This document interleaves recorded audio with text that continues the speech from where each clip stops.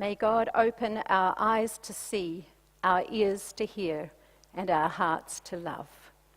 Amen. As Lent draws closer to Easter, the Church tells of Jesus turning his face toward Jerusalem and calls to the people to follow, to watch his encounter with violence, with the violence of the state and religious power, and so to depend on him to save us all.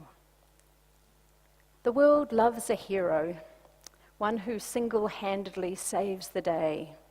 Even better, a superhero, one with magical powers who overcomes the forces of evil. Such stories make good movies, whether cartoons or thrillers, or biopics about inspiring people who took on the powers that be to effect social change. I love that genre. Erin Brockovich, Karen Silkwood, Gandhi, Martin Luther King Jr. in Selma, Harvey Milk in Milk. It's also true that hero genre in movies that glamorize Jesus' crucifixion and emphasize the depravity of humanity, such as movies such as Mel Gibson's The Passion of the Christ. We love a hero, but as American writer Rebecca Solnit wrote in her essay this week titled, "When the Hero is the Problem," heroes are usually effective when they are part of a movement.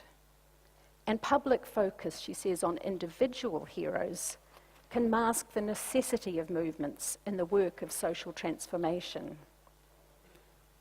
The Swedish schoolgirl Greta Thunberg is a remarkably articulate and inspiring leader who has catalyzed global climate action. However, focusing just on her passionate communication on behalf of her generation and the planet itself may obscure the involvement of millions of other young people in the climate movement. She is significant because she evoked a response amongst the world's media, which is finally paying attention to the momentum of climate action that has involved millions of humans, many of them young, raising their voices and doing whatever they could to draw attention to and to mitigate the crisis that is climate. Greta Thunberg has been spoken of as a nominee for the Nobel Peace Prize. If she wins, I have no doubt that she will honour the movement, just as other Nobel Peace Prize winners have credited the movements of which they are a part in their acceptance speeches. New Zealand Prime Minister Jacinda Ardern's response to the white supremacist terror attack in Christchurch has also been considered by some to be worthy of a Nobel Prize. I admire her enormously, and I do believe that she models the compassion and inclusion that could well be emulated by more bellicose politicians around the world. But I know that she does not want the story of her political leadership to obscure the actions of other heroes and the national commitment to face down the racism and anti-Muslim bigotry of white supremacists. So I also want us to remember Dawood Nabi, a 71-year-old retired engineer who migrated from Afghanistan to New Zealand after the Soviet invasion, who extended the hand of friendship to the gun-toting killer as he entered the mosque, greeting him with the words, "Hello, brother," before he was gunned down. Dawood's sons, Yama and Omar, said their father made it a habit of going to the airport to greet refugees and help them begin their new lives in Christchurch. "He's helped everyone who's a refugee," one of the sons said. "Whether you're from Palestine, Iraq, Syria, he's been the first person to hold out his hand." I want to remember Hosni Ahmed, who was in the women's area of the Al Noor Mosque when the attack started. After helping women and children to safety, she was killed as she ran back into the mosque in search of her husband, Farid Audun Ahmed, who was confined to a wheelchair. Farid and the couple's 14-year-old daughter survived the massacre. I want to remember the school children who gathered in Hagley Park to support the Muslim community and gathered in grief at the deaths of 2 students from Kashmir High School. When we remember, let us tell the stories of those children, Māori, Pākehā, Pacifica, and other migrants who drew on the spirituality of Māori culture in performing haka and singing waiata. And when we remember the massacre, we should tell the stories of hundreds of thousands of non-Muslim people in Christchurch and Sydney and around the world who attended mosques the Friday after the attacks to offer solidarity, friendship, and protection. When we only look to a single hero, we valorize that person, and there is a risk that we may not take the small actions that we might take to make a difference because we are choosing to depend on the hero to save us. Rebecca Solnit's article examined the dependence of the American left on the work of Special Prosecutor Robert Mueller, who reported on the actions of the Trump campaign in regard to collusion with Russia. But she wrote, as that report has been produced and delivered but not made public, counting on Mueller to be the St. George who slew our dirtbag dragon was a way of writing off our own obligation and capacity. When legal expert and writer Dahlia Lithwick, who was planning a book on women lawyers who successfully took on the Trump administration in numerous high-profile civil rights cases, it was suggested by some that she instead write a book about Supreme Court Justice Ruth Bader Ginsburg. Solnit wrote about that. To consider only Ginsburg is to suggest that one transcendentally exceptional individual at the apex of power is the one who matters. To look at these other lawyers is to suggest that power is dispersed and decisions in various courts across the land matter, and so do the lawyers who win them and the people who support them. When we see a single hero capable of doing something, the rest of us are then free to grumble about the abuse of power, about economic inequality, inaction on climate change, stigmatization of Muslims, and otherwise to go on about our lives. Solnit criticized rugged individualism and hero culture in the American context, but it is also part of the story of white colonization and settlement in Australia. So why am I talking about heroes before talking about Jesus and this amazing story that we heard read about Jesus' dear friend, Mary of Bethany, who loved so wastefully, anointing his feet with oil during the meal he was sharing with his friends before he faced towards Jerusalem? It is a profoundly significant story in Christian tradition, one of only a few that is included in all 4 Gospels. In Matthew and Mark, an anonymous woman comes into the house with a jar of expensive ointment. She pours the oil over Jesus' head, perhaps a prophetic sign that he is the Messiah, the anointed one. In Luke, the anonymous woman is a sinner who washes Jesus' feet with her tears, wipes them dry with her hair, anoints and kisses them. In John's version, it takes place in the context of a party to celebrate that Lazarus has been brought back to life by Jesus. And the woman with the ointment is Mary of Bethany, the sister of Lazarus. She anoints Jesus' feet and dries them with her hair. In the Matthew and Mark version, Jesus tells the disapproving disciples, "She has done something beautiful for me. Whenever the gospel is proclaimed, what she has done will be told in memory of her."